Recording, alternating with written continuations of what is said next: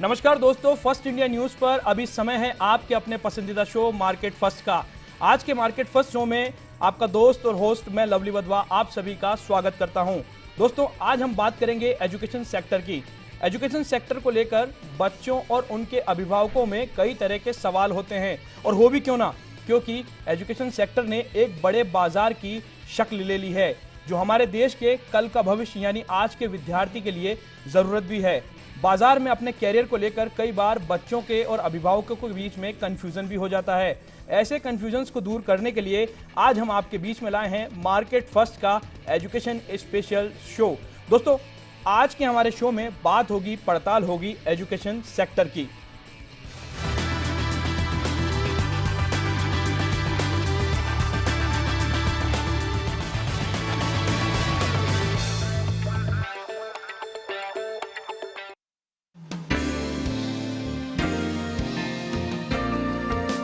मार्च अप्रैल का समय स्टूडेंट्स के लिए सबसे इम्पोर्टेंट होता है। बच्चों के बोर्ड एग्जाम्स होते हैं, साथ ही पेरेंट्स और स्टूडेंट्स दोनों को टेंशन होती है फ्यूचर करियर की। 10th के बाद स्टूडेंट्स को अपना सब्जेक्ट सेलेक्ट करना होता है और उसके बाद उनके सामने सबसे बड़ी परेशानी होती है कोचिंग सिलेक्शन की। ऐसे में पेरेंट्स चाहते हैं कि अपने बच्चे का एडमिशन एक ऐसी कोचिंग में करवाएं जो बोर्ड एग्जाम के साथ इंजीनियरिंग और मेडिकल के एडमिशन के लिए होने वाले एंट्रेंस एग्जाम की भी तैयारी करवाएं। आजकल कई सारी कोचिंग है जो बोर्ड एग्जाम की तैयारी के साथ एंट्रेंस एग्जाम्स की तैयारी भी करवाती है। वहीं 12th पास करने वाले स्टूडेंट्स की सबसे बड़ी परेशानी होती है कोर्स और कॉलेज सिलेक्शन की। आजकल मेडिकल इंजीनियरिंग के अलावा कई सारे प्राइवेट कॉलेजेस प्रोफेशनल कोर्सेज भी करवाते हैं। बच्चों और पेरेंट्स का रुझान प्रोफेशनल कोर्सेज की तरफ काफी बढ़ा है। MBA के अलावा स्टूडेंट्स इंटीरियर और फैशन डिजाइनिंग के कोर्स को भी पसंद कर रहे हैं। इंटीरियर और फैशन डिजाइनिंग के क्षेत्र में आजकल बहुत बड़ा स्कोप है। फैशन इंडस्ट्री इन दिनों काफी तेजी से ग्रोथ कर रही है। ऐसे में इस फील्ड में अच्छी जॉब्स मिलने के बहुत ज्यादा चांसेस होते हैं। इसके अलावा स्टूडेंट्स किसी भी फील्ड में डिग्री लेने के बाद गवर्नमेंट जॉब्स की तैयारी करना बेहद पसंद करते हैं।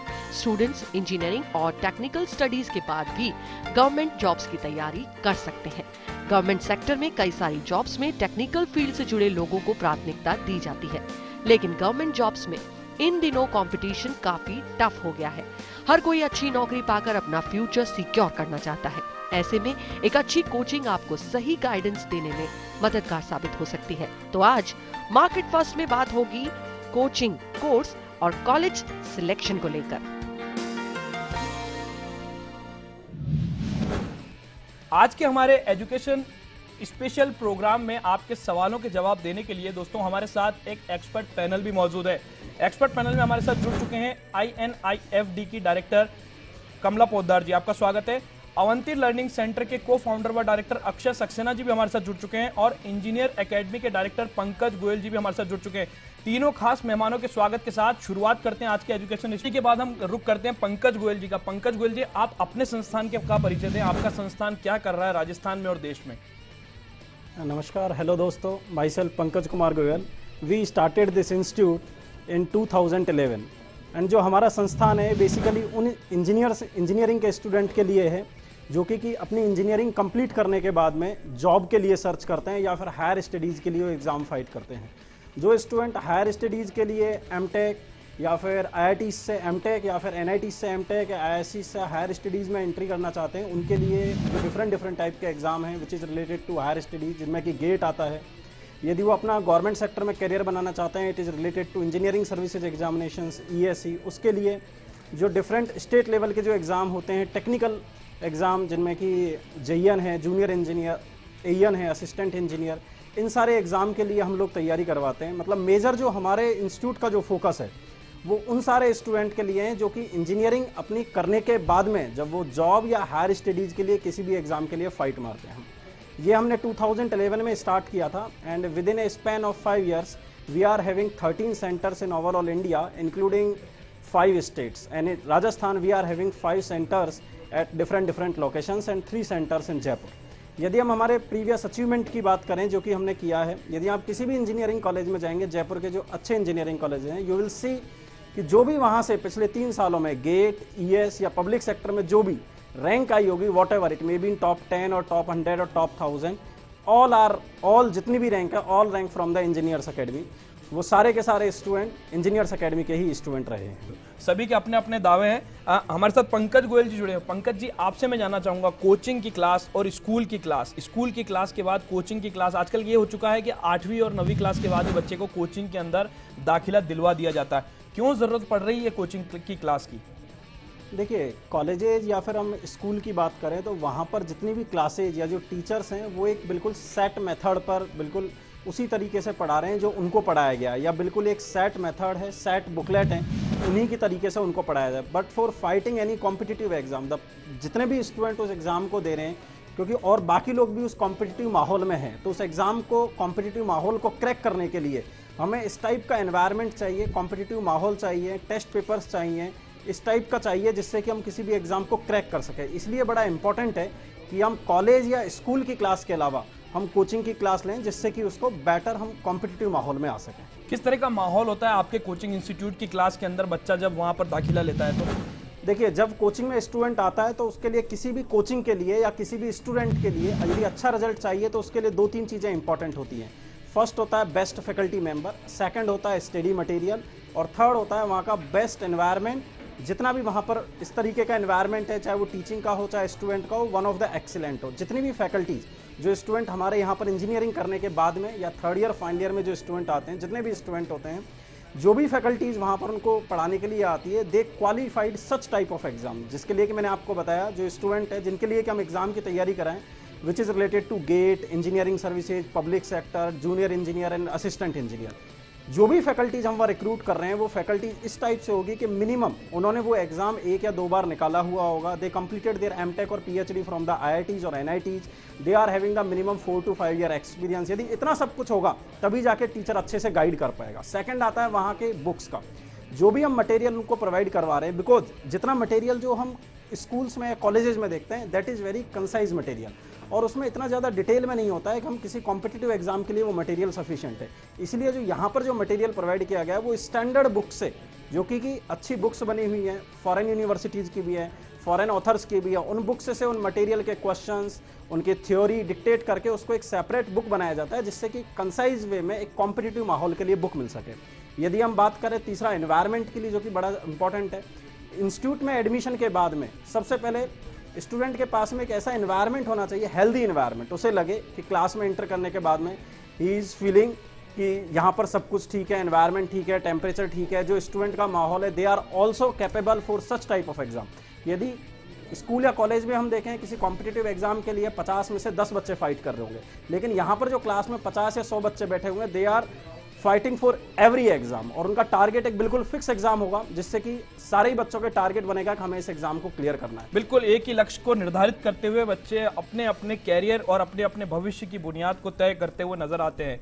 दोस्तों, कार्यक्रम में फिलहाल वक्त तो चला है ब्रेक का, ब्रेक के बाद वापस लौटेंगे, लेकिन आपको बता दें कि आज शिक्षा जगत पर बात हो रही है। अगर आपके बच्चे ने स्कूली शिक्षा को ले लिया है और उसके बाद उसे अपना कैरियर को सिलेक्शन करना है, तो ये शो आपके लिए बेहद जरूरी है। देखते रहिए।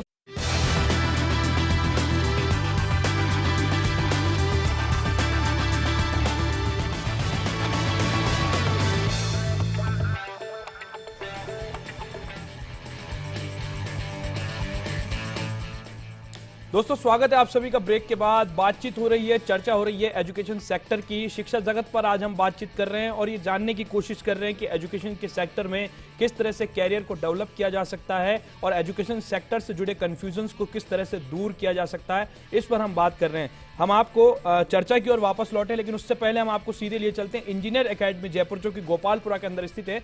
सीधे आपको ले चलते हैं इंजीनियर्स एकेडमी जयपुर। नमस्कार दोस्तों, myself Pankaj Kumar Goyal. I completed my BTech and MTech in Electronics and Communications in 2009 and 11 respectively. I am Managing Director of Engineers Academy and मैं और मेरे दोस्त महेंद्र सिंह जी, जिन्होंने हमने ये started this venture in 2011 after our MTech, and we are having right now 13 centers in overall India. That one head office is at Jaipur only, जिसमें हम different type के कोर्सेज हम प्रोवाइड करवाते हैं। These courses are exclusively for the engineering student. These are related to their higher studies and their government sector job.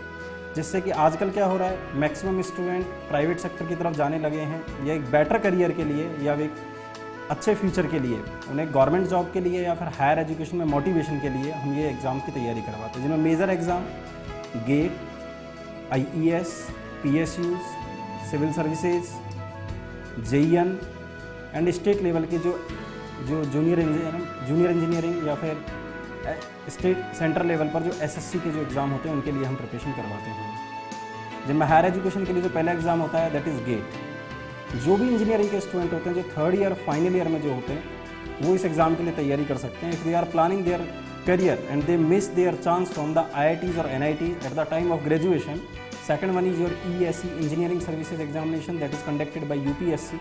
इस exam के लिए भी फाइनल ईयर के स्टूडेंट एलिजिबल होते हैं। थर्ड ईयर में जनरली स्टूडेंट एग्ज़ाम की तैयारी करना चालू कर देते हैं। थर्ड ईयर और फाइनल ईयर 2 साल तैयारी करें, इजीली इस एग्ज़ाम को क्रैक किया जा सकता है।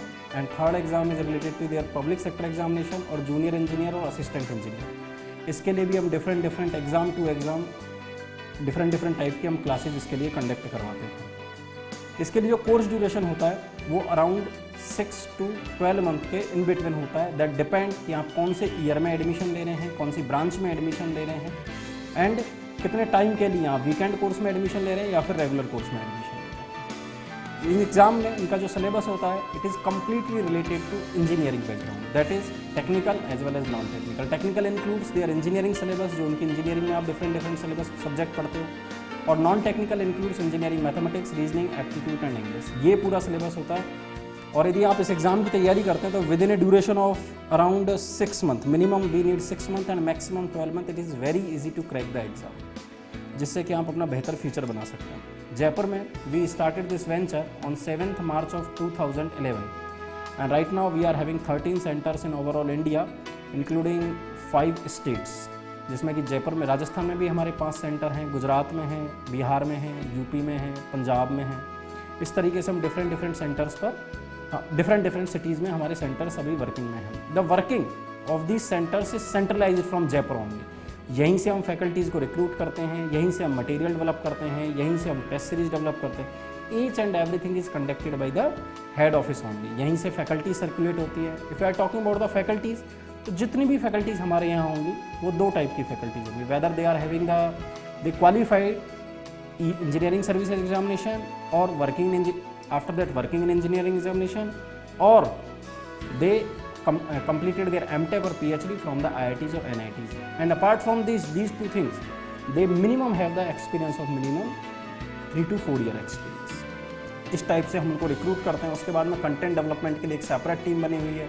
वीकली टेस्ट होते हैं, पूरा कंप्लीट कैस्केडेड टेस्ट होते हैं जिसमें 2-2, 3-3 सब्जेक्ट मर्ज होते हैं। इस तरीके से कंप्लीट पूरे बच्चे का एक एनहांसमेंट होता है, मोटिवेशन क्लास होती है और ये सारा सब कुछ हम उसमें कंडक्ट करवाते हैं। यहाँ के जितने भी क्लासरूम और यहाँ पर जितना भी यहाँ पर जो स्टाफ है it is one of the supportive staff. यदि हम रिसेप्शन की बात करें, डाउट क्लियरेंस की बात करें, डाउट क्लियरेंस के लिए सेपरेट स्टाफ बना हुआ है, मटेरियल इशू के लिए सेपरेट स्टाफ बना हुआ है, काउंसलिंग के लिए सेपरेट लोग बने हुए हैं। अपार्ट फ्रॉम दिस जितने भी हमारे यहाँ पर क्लासेज हैं, क्लासेज का structure it is one of the excellent, एक बैलेंस्ड क्लासरूम है जो कि एयर कूल्ड क्लासरूम है।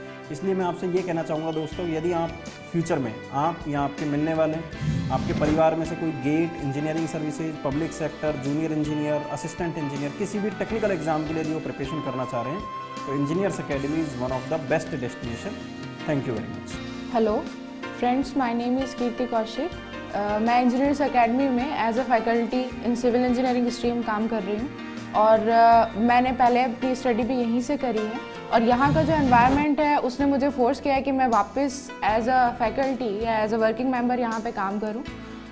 जो ESE स्टूडेंट्स हैं उनको मैं मेरी तरफ से ये मैसेज कन्वे करना चाहूँगी कि फॉर सिलेक्शन इन ESE आप लोगों को कन्वेंशनल प्रैक्टिस और रिवीजन पे बहुत अच्छा ध्यान देना पड़ेगा। And I am glad to inform you that in ESE 2015 मैंने AIR 7 रैंक अचीव की है। तो ये सब जो रिज़ल्ट है ये इंजीनियरिंग एकेडमी के मोटिवेशन एंड जो सपोर्टिव नेचर है उसका ही रिज़ल्ट है।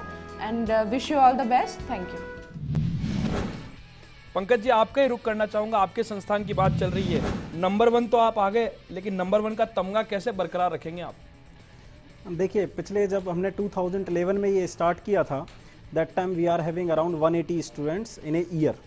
उस टाइम पर हमने ये प्लान किया था कि जो भी स्टूडेंट हमारे यहाँ पर जयपुर सेंटर पर पढ़ रहे हैं और जयपुर में और भी अदर कोचिंगों में जितने बच्चे पढ़ रहे हैं, हम ये कोशिश करें कि जितने भी स्टूडेंट, चाहे वो अदर कोचिंग को चाहे हमारे हों, किसी भी particular exam, later suppose for the GATE और इंजीनियरिंग सर्विसेज और पब्लिक सेक्टर या जेई या जेटीयू किसी भी एग्जाम के लिए लिख रहे हो, तो जो भी रैंक रही हो, वेदर इट इज, मैंने पहले भी कहा था, इट इज़ इन टॉप 10 और टॉप 100, वो जो भी बेस्ट रैंक रही हो किसी भी इंजीनियरिंग कॉलेज से, वो हमारे यहाँ के स्टूडेंट की रही हो। और आप ये देखेंगे, आप किसी भी इंजीनियरिंग कॉलेज में चले जाएं, चाहे वो प्राइवेट इंजीनियरिंग कॉलेजेज हो या फिर गवर्नमेंट इंजीनियरिंग कॉलेज हो, मैं जयपुर की बात नहीं कर रहा, पूरे राजस्थान में किसी भी इंजीनियरिंग कॉलेज में जाएंगे तो वहाँ के 2013, 14 और 15 यदि आप किसी भी साल का रिजल्ट उठाएंगे तो वहाँ की जो बेस्ट रैंक रही है वो हमारे ही इंस्टीट्यूट की बेस्ट रैंक रही है। और हम कोशिश करेंगे आगे भी कि ऐसे स्टूडेंट हमें मिलते रहे, क्योंकि इसमें केवल हमारा ही रोल नहीं है, अच्छे स्टूडेंट का भी अपना एक रोल है। हम कोशिश करेंगे कि आने वाले टाइम पर भी वन ऑफ द एक्सीलेंट हम रिजल्ट यहाँ से प्रोड्यूस करते हैं। बिल्कुल सुझाव है, सुधार की जरूरत है और हर फील्ड के अंदर, हर सेक्टर के अंदर सुधार होना ही चाहिए। दोस्तों, पाना है जो मुकाम वो अभी बाकी है, अभी तो आए हैं जमीन पर, आसमां की उड़ान भी बाकी है। दोस्तों, एजुकेशन सेक्टर शायद यही कुछ सब कुछ कहता है और भविष्य की बुनियाद तैयार करने वाला इस एजुकेशन सेक्टर से जुड़े इस शो के अंदर फिलहाल आज मेरे साथ इतना ही। सभी मेहमानों का शुक्रिया अदा करते हैं। अगर आप मार्केट फर्स्ट से जुड़े हुए शोज को देखना चाहते हैं और हर वक्त खबरों से अपडेट रहना चाहते हैं तो आप हमारी वेबसाइट www.firstindianews.com पर भी विजिट कर सकते हैं। और आज का शो आपको कैसा लगा, इसका फीडबैक आप हमें जरूर दीजिएगा, इसका इंतजार रहेगा। और खबरों से अपडेट रहने के लिए आप देखते रहिए